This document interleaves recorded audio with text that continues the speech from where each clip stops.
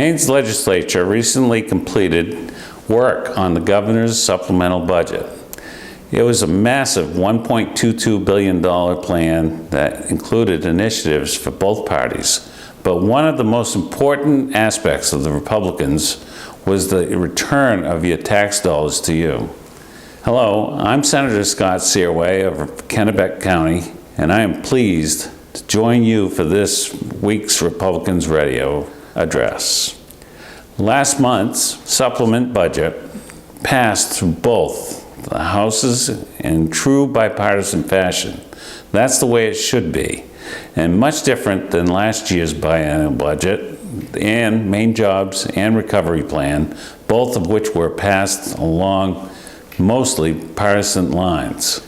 Instead, Democrats knew they needed 2/3 support this time around to enact the budget as emergency legislation. So they decided to work with the Republicans, and Maine is the better for it.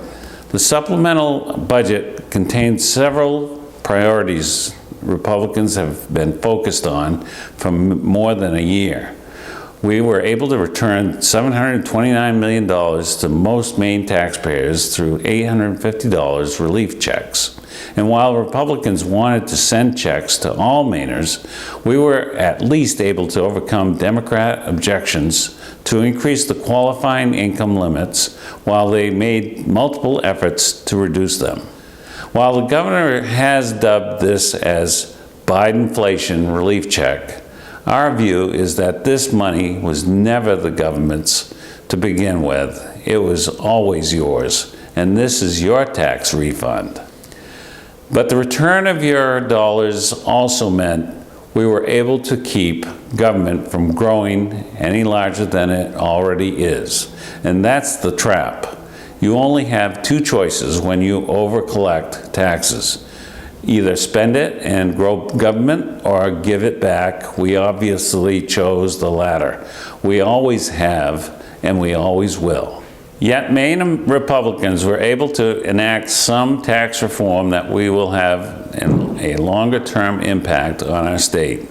For years, the lure of lower taxing states, such as Florida, has led to an outward migration of our seniors and retirees, including in this budget, and has increased in the inclusion of retirement incomes of $25,000 and will increase over the next 2 years until it reaches $35,000. We'd rather keep our seniors here.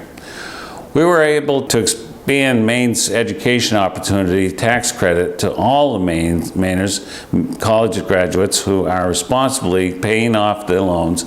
And if you go to school in Maine and stay here afterward to work, this will benefit you.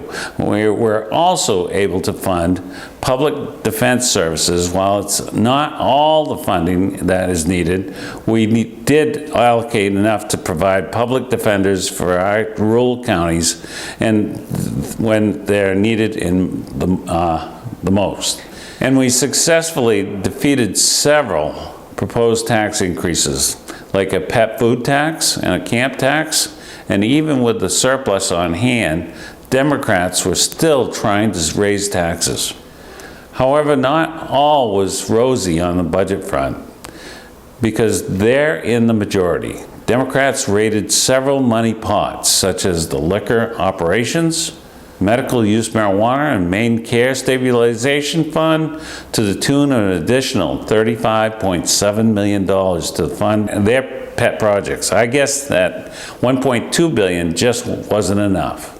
The shenanigans aside, we did come together and pass the supplemental budget, and Republicans will continue to keep an interest of Mainers and the citizens front and center. Much of the focus is keeping your dollars in your pocket. I also wanted to mention a special event on Monday ahead of National Police Week, a week dedicated to law enforcement members who have lost their lives in the line of duty.